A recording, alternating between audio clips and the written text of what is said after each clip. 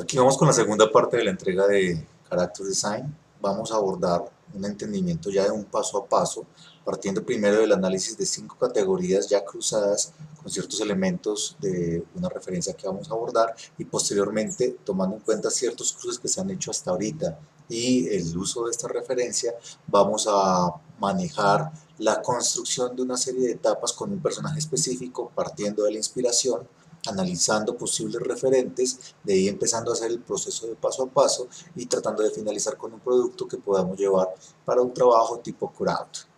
Para empezar vamos a partir de nuestro punto de referencia que es el Alive Character Design, un texto bastante interesante de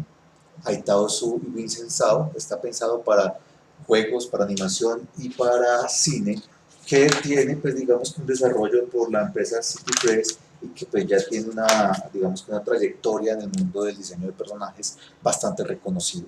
Ellos dentro de este libro lo que plantean es una categorización estilística definida en 5 aspectos para el desarrollo de personajes. La primera categoría la definen como logo style, cuya, digamos que lógica parte de desarrollar personajes más sintéticos. Su función se plantea más como mascotas o símbolos de campaña y que digamos que son la principal fuente de creación. Sus acciones son concretas, reducidas y pues buscan integrarse a una marca. En ocasiones pues se complejiza el personaje relacionándose con otras categorías con el objetivo de volverlo multiplataforma, pero pues todos sabemos que su construcción inicial y desarrollos se encuentran ligados principalmente al merchandising, eliminando muchísimos de los aspectos que otras categorías requieren para la construcción de personajes en términos generales. La segunda categoría que plantean se llama Simple Style, tiende a ser más complicada que la del Logo Style, involucra en su construcción una cosa, un aspecto más elaborado del personaje, busca de todas maneras que haya un acercamiento sencillo a lo que es la forma o lo que se requiere desde la síntesis o la simplicidad de algunos elementos sin que se llegue pues tampoco a lo esquemático. Sus funciones pues obviamente están principalmente relacionadas con seriados televisivos, internet principalmente, cómics o algunos periódicos. Para esto pasamos a la siguiente, que es el Ordinary Style, es quizás el más común de todos los tipos de estilos que se utilizan. Es suficientemente sencillo para ser realizable en poco tiempo y suficientemente complejo para darle mucha expresividad a los personajes. Es un estilo más relacionado con los cartoons, como podemos ver, y se presta para gran variedad de aplicaciones mediales, incluyendo, por ejemplo, la posibilidad de proyectarlo a mascotas volumétricas y a otro tipo de elementos como merchandising ya a nivel de miniaturas, juguetes o incluso para parques temáticos como tal. Vamos al siguiente estilo que definen Haitao Su y Vincent Zhao, que se llama Complicated Style. Es más elaborado que los estilos anteriores, aprovechándose muchísimo de la exageración para impactar mucho más con los espectadores. El desarrollo del cómic, el manga como fuente generadora de este estilo, permite acercarse a una forma realista, elaborada con mucho detalle, pero que admite ciertas licencias creativas que facilitan la resolución del personaje. En ese sentido, su funcionalidad se refiere a producciones con presupuestos cómodos que faciliten la generación de procesos pues, industriales a mediana escala. Finalmente, encontramos el más complejo de todos, que es el Realistic Style. Es más usado por las grandes producciones de animación y videojuegos. Da al espectador un sentido de realidad que genera una sensación de inmersión muchísimo más analógica a lo que se encuentra en el mundo concreto y nos permite de todas maneras el desarrollo de formas y texturas muy elaborados con un alto grado de trabajo, tiempo y construcción. Ya requiere un proceso industrial de muchísimo más talante y obviamente una infraestructura de desarrollo muchísimo mayor, tanto desde la conceptualización como para la finalización de todo su proceso. Bueno, a partir de estas diferentes visiones de las categorizaciones, ya teniendo las que hemos visto anteriormente desde la literatura y tomando en cuenta las de el Alive Character Design, encontramos que se pueden desarrollar estas 17 etapas de construcción de personaje. Si bien no tienen que desarrollarse todas ni tampoco de la manera tan estricta como de pronto se están planteando aquí, sí es como una forma de abordaje que nos permite tener unos nortes y unas guías alrededor de cómo conceptualizar un personaje. Pero para esto tenemos que tener también una serie de elementos que se llaman fuentes de inspiración y referentes. Es ideal, antes de empezar un proceso de construir el personaje, primero poder determinar qué es lo que queremos, más o menos de dónde surge la idea, y sobre esto empezar a hacer la construcción de este tipo de metodología. Bueno, para empezar, mi inspiración la voy a basar en una de mis mascotas, en mi gato Vincent, el cual tiene una cierta personalidad que uno puede identificar de una manera muy calmada, muy introspectiva, elegante. Su forma de comportamiento es relativamente sutil, misterioso, callado, de alguna manera muy compuesto. Y es el tipo de elementos que uno tiene que empezar a rescatar del personaje. Es decir, cuáles son las categorías que analizo de esa inspiración, cuáles son los elementos que me funcionan en términos conceptuales y cómo voy a referirlos a partir de esto para encontrar algunos aspectos que yo pueda relacionar y con los cuales yo me pueda identificar de manera clara y puntual. Para eso, tomando en cuenta esas categorías que uno define, estilo, elegancia, introspección, puede buscar otro tipo ya de elementos que sean más claros y que se refieran a los imaginarios del prototipo que ya pueda existir de este tipo de personajes, remitiéndonos a los aspectos pasados del análisis de diseño de personaje. Entonces, cuando hablamos de un prototipo, nos encontramos con este tipo de personajes que son referencias de diferentes tipos de lógicas. Puede ser el mismo personaje, pero analizado o construido desde diferentes autores o interpretaciones de personajes que puedan llegar a tener una visión cercana a lo que a mí me refiere los conceptos que extraje de la inspiración. Entonces, de esta manera uno puede tener dos dimensiones diferentes que lo van a llevar a empezar a construir esta idea de personaje y elaborar paso a paso esta construcción. En la primera etapa, de esquematización, vamos a tratar de retomar algunos aspectos que se habían analizado con respecto a los dos referentes que teníamos de inspiración y obviamente referencias prototípicas que nos pueden servir para alimentar nuestra inspiración. Tenemos claro que hay aspectos como que se querían resaltar, la elegancia, la introspección, un personaje estilizado, una, digamos que postura que puede llegar a ser muy icónica y que nos permite ver o definir qué es lo que va a pasar con este personaje. Entonces tenemos aquí el referente del personaje de la mascota y tenemos aquí a un personaje sacado de Kingsman. Vamos a empezar a hacer como una serie de elementos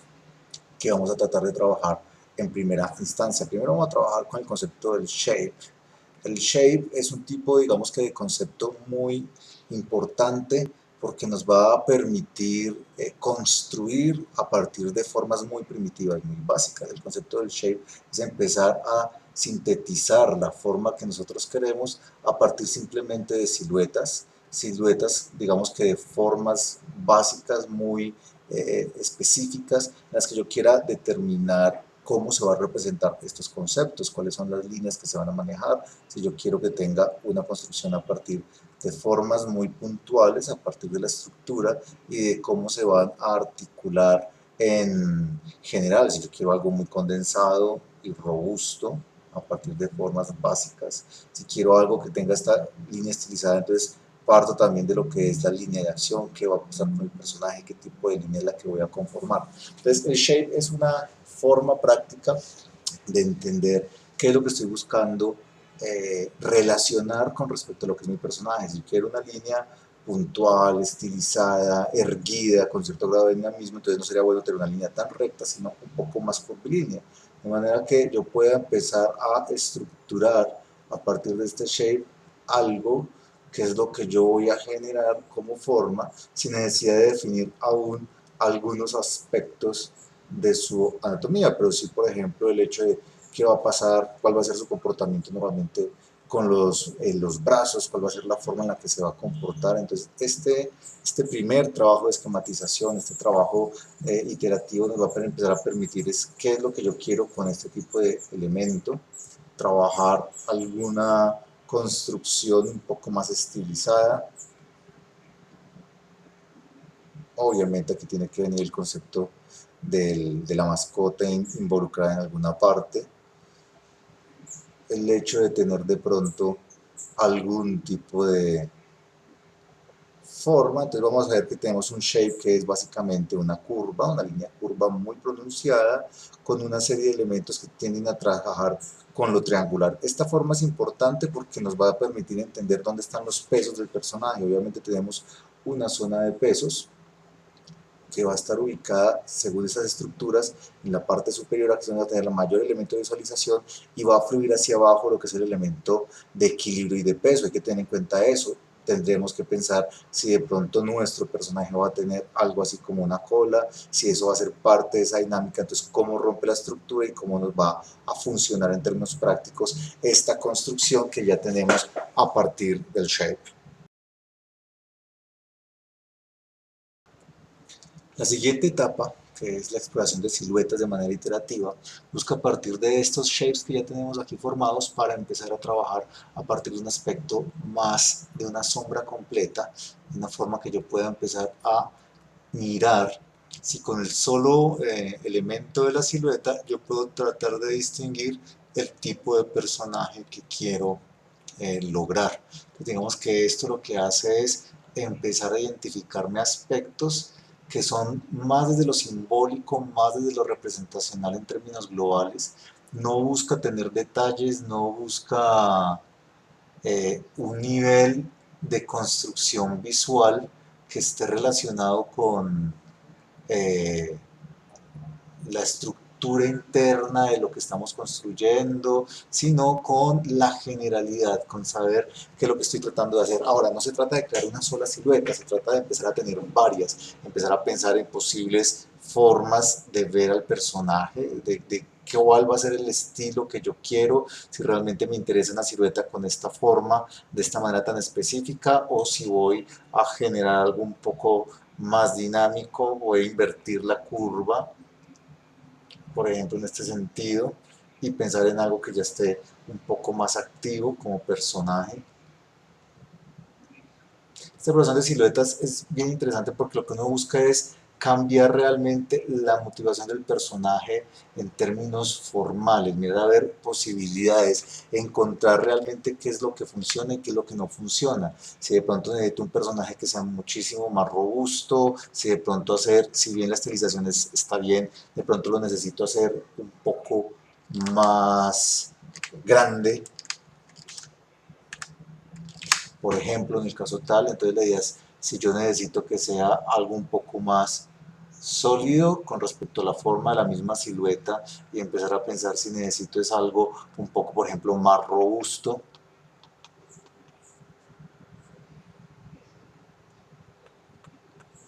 tratando de mantener ese shape inicial como forma, pero tratando de llegar a alguna idea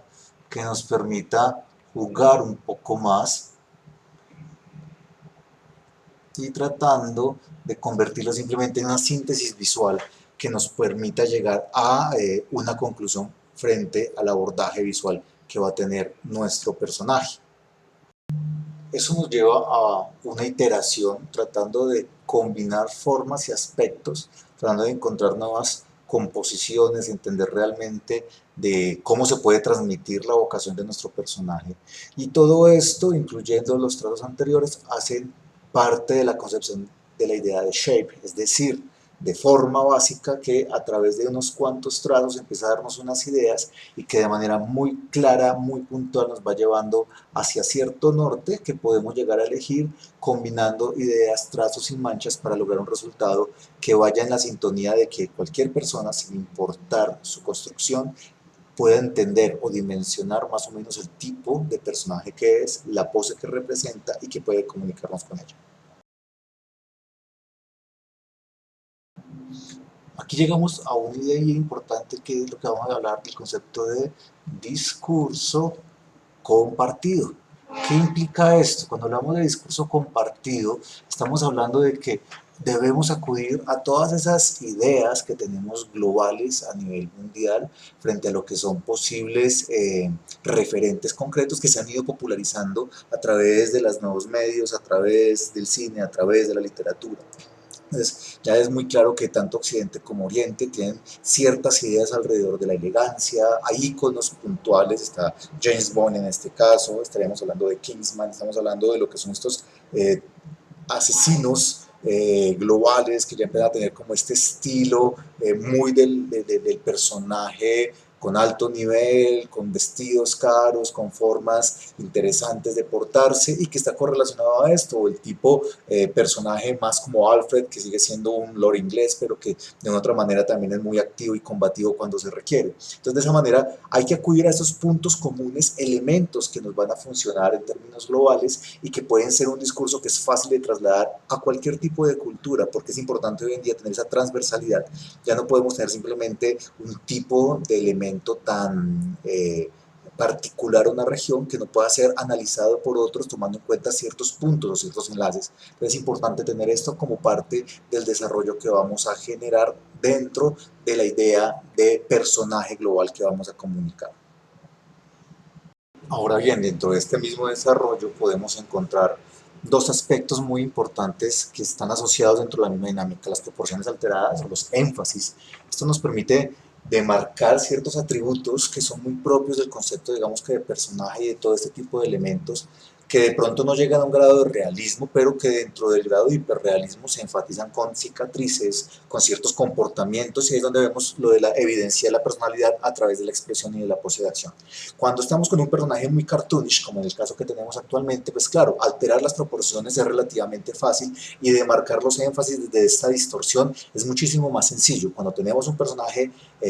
naturalista o hiperrealista, tenemos que demarcarlo desde los comportamientos, desde los atributos adicionales, desde el tono de voz, desde la expresión como tal. Por eso es que estos tres elementos, el discurso y vocabulario compartido, las proporciones alteradas y evidenciar la personalidad a través de la expresión, van dentro de un proceso muy asociado, muy como etapas que podrían verse como separadas, pero que realmente se tienen que retroalimentar constantemente y no simplemente verlo como una escaleta, sino tenerlo como un giro que nos va dando una lógica hacia dónde se va dirigiendo nuestro personaje y cuál va a ser el énfasis que va a tener en términos visuales.